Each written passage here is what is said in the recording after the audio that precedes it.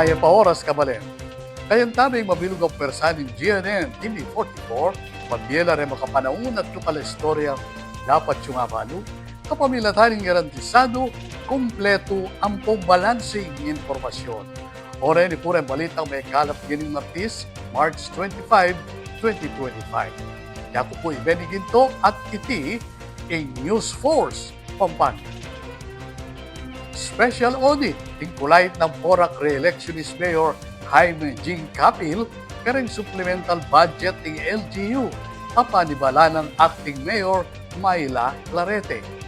Di Clarete, makabulat kanu king nanumang klaseng audit ay ning balita ng Patricia Mamao.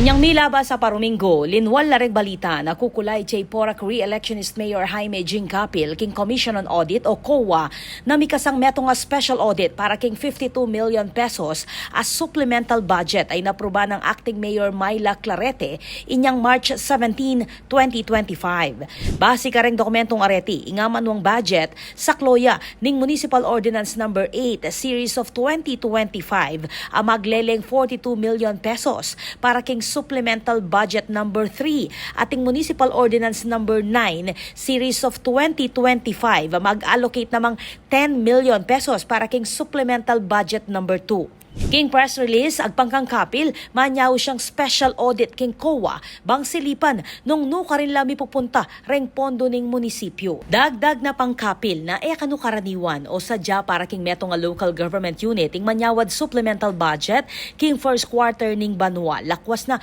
nung ala naman kanung urgent apa mangailangan. King linwala statement ay ti, tambing yang may kibat i-acting Mayor Myla Clarete. Makasadyaya kanu ing tatalakaday alkalde king nanumang audit ning COA. Una sa lahat, nais kong tiyakin sa mga mamamayan ng Porac na ang pag-aproba ng karagdagang budget ay isinigawa ng may pinakamataas na antas ng transparency at alinsunod sa mga legal na pamamaraan. Depensa ng Clarete, sinadya la kanureng pondo bang sopan la reng Poraqueños kapamilatan dareng programa king social services, livelihood at infrastruktura. Ang kahalagan ng mga kahilingang ito ay batay sa mga agarang pangangailangan na natukoy ng Municipal Social Welfare and Development Office. Ang aming layunin ay tugunan kaagad ang mga pangangailangang ito upang maiwasan ang anumang pagkaantala sa paghahatid ng serbisyo at suporta sa ating mga nasasakupan. Salukuyan niyang makasuspendi i Mayor Jing Capil at mapupusya ing ana mabulan na suspension king daratang nga April 9. Ako po, Patricia Mamangon para king News Force Pampanga. Balitang tutuking balen, susuyo. Para po ka rin kabalen tamong miyembro ng AFP, good news. Uling tinasya king 350 pesos ing sadyang 150 pesos as subsistence allowance. Ay ni balita ng Patricia Mamao. Inaproba ng Presidente Ferdinand Marcos Jr. ang pamagtas ng subsistence allowance para kareng opisyal at enlisted personnel ng Armed Forces of the Philippines o AFP. Lalam ng Executive Order o EO number 84 pinirma ninyang March 14, itasya ing allowance iba't king 150 pesos at manikating 350 pesos balang aldo magumpisa January 1, 2025. Pagpangking EO ing salukuyang allowance ay kanu sasapat bang apakibatan rengaldo do pa mangailangan dareng sundalo. Taluyang inamyenda ning subsistence allowance ning AFP inyang 2015 king bisa ning Congress Joint Resolution No. 5. Saklo ning bayong pamagtas reng trainees, probationary, second lieutenant, citizen military training cadets at reng reservist. Ing pondo keti manibatan niya king 2025 General Appropriations Act at aliwa pang panibatan agpang king Department of Budget and Management o DBM. Patricia Mamangon para king News Force Pampanga. Balitang tutuking balen, susuyo. Kapamilatan ng Seeds for Peace program ng San Fernando, biyang panglang South para king negosyo at kabiyayan para kareng Fernandino. Ay ni report ng Patricia Mamang. Suporta para kareng bisang magnegosyo at may kasariling kabiyayan ning yampang ning lokal a kapanibalaan ning siyudad San Fernando, king pamanimunan ng Mayor Vilma Caluag, kapamilatan ning programang Seeds for Bees. King aktibidad agena pa ninyang March 24, 2025 king Heroes Hall, dinikdik ng Mayor Caluag na gustong kabiyayan ning maging susi king panyulong ning Balang Fernandino kayag na ning pangabawas ning kakaluluwan at kriminalidad king syudad. Adwalang batch reng benepisyaryo iba't kareng miyayaluwang sektor ing nakatanggap seedling bilang umpisang suporta para kareng karelang planting business. Kawani Keti, mika seminar mo naman kaugne ning Dole Integrated Livelihood Program bang mamiya karagdagang kebaluan at saup kareng talapagobrang mangailangan. Tinakon king programa ay City Councilor Reggie G. for the Beat. Ing proyektong itiipan ni Balane ni City Public Employment Services Office o CPESO kasan metong ing Department of Labor and Employment o DOLE ating City Tourism and Investment Promotions Office. Ako po, Patricia Mamangon para king News Force Pampanga. Balitang tutuking balen, susunod. Atin pa ang mga baling balita kin pa magbalik ni News Force Pampanga.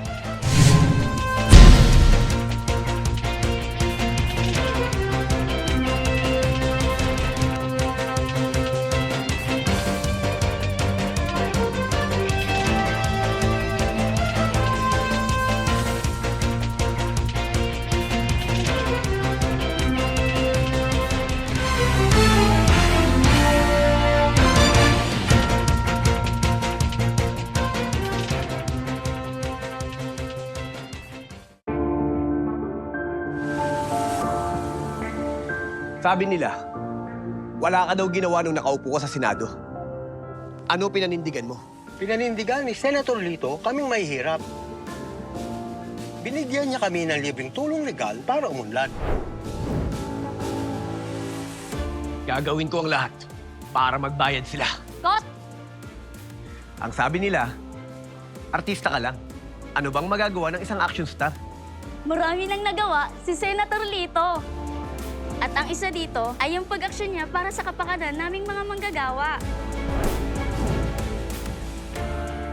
Ang sabi nila, hindi ka daw nakapagtapos sa pag-aaral. Paano mo kami matutulungan? Hindi nga siya nakapagtapos, pero ginawa niya ang lahat para kami ay makagraduate na! Ilan lang yan sa maraming nagawa ni Senator Lito Lapid. Lumanas ka man ng hirap. Lahat ng sabi-sabi sa'yo, inaksyonan mo.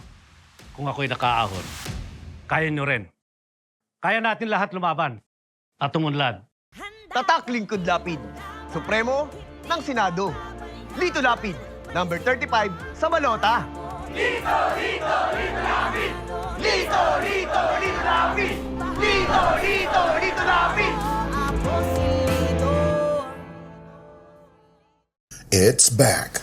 The most awaited, the most exciting, the most prestigious golf event by any media organization in the region. The second Pampanga Press Club Invitational Golf Tournament will tee off at the Pradera Golf Resort on March 28, 2025. Get your clubs ready for swinging while helping a worthy cause. The PPC Second Invitational Golf Tournament, March 28 at Pradera Golf Resort. The Pampanga Press Club would like to thank our partners and friends.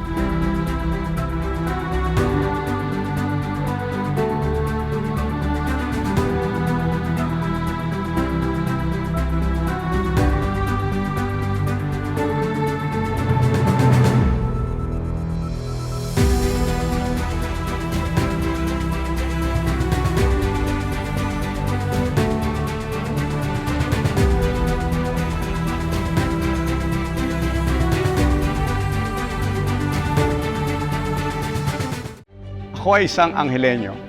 May determinasyon at dedikasyon sa bawat aksyon.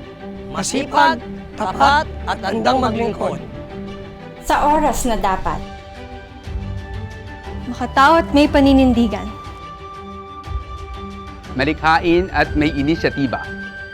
May puso para sa masa, handang protektahan ang kapaligiran. Para sa kinabukasan. Ako ay isang Anghelenyo. Ako ay isang Anghelenyo. Ako ay isang Anghelenyo.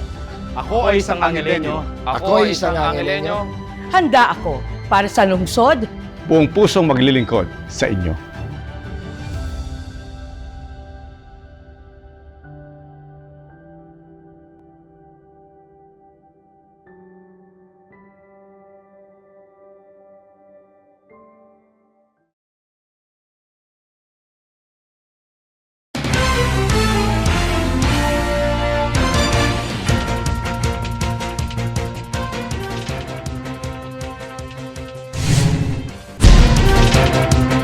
pa rin balitang dapat tamong tutukan. All set na ang Pampanga Press Club o PPC para king second Invitational Golf Tournament ang ganapan king Pradera Verde Golf and Country Club king Lubao. Ayon report ng Patricia Mamang. Kasado ne, king daratang nga March 28, ang kaduang Invitational Golf Tournament ng Pampanga Press Club o PPC. Aganapan pa mo rin, king Pradera Verde Golf and Country Club, king Balending Lubao. Kapag nasana niting makapanipon pondo para king itatag a PPC Journalism Institute.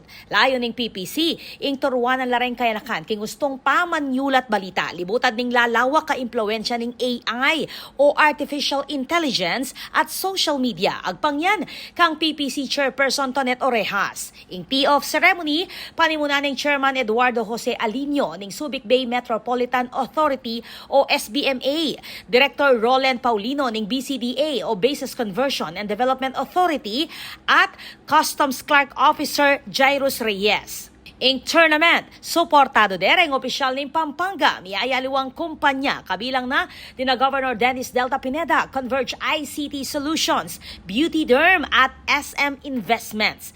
Ing proyektong iti, pamuntukan ng PPC Past President Lincoln Baluyot.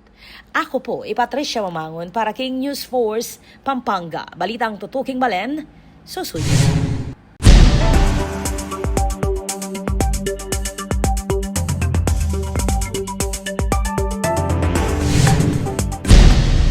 Yan katamong pakibaluan ng dili rin panahon king lalawigan, kilo ng 24 oras. Alam bagyo o low pressure area, kakiting pag-asa, kilo matuwal ng Philippine Area of Responsibility. Makanyan man ng Southeast Monsoon, ng mimiral king Northern at Central Luzon, amalyari makaranas biglang may nang pamanuran. Samantala, kimbandang Visayas, easterlies at mapaling angin, ing mamapekto lalo na kimbandang eastern at southern part na niti. King Mindanao, mamapekto naman ng ITCZ o Intertropical Convergence Zone, ang makaranas mga sikanauran, duldul at kildap. Masanting at makulimlima panahon naman, king miyayaliwang party ning bansa.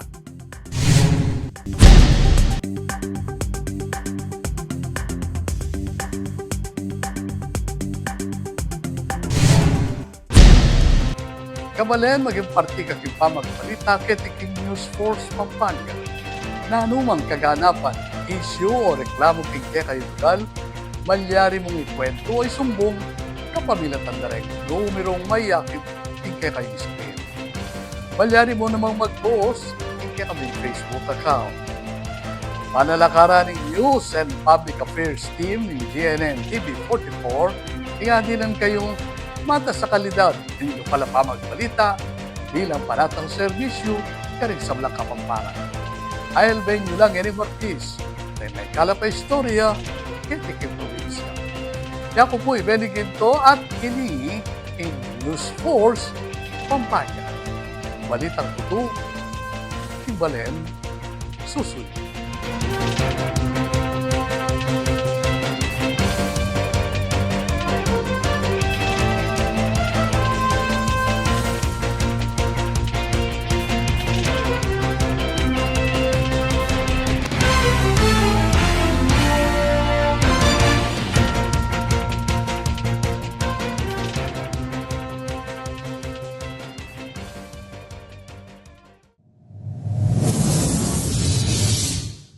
Panandamaning El Nino.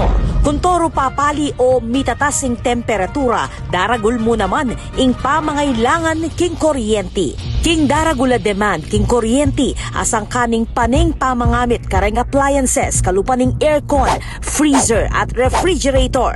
Asahan tamo naman na siguradong tuki ing kimot ning presyo ning kuryente amani batan king wholesale electricity spot market. Inya naman papaganakan ning Svelapco kareng hanggang consumers ing paniguradong pamagbayo ning konsumo at presyo ning kuryente balang kilowatt hour. Manatiling makayantabe king kaya kaming Facebook page para kareng latest advisory. Beto nga paganaka, ibat king Svelapco.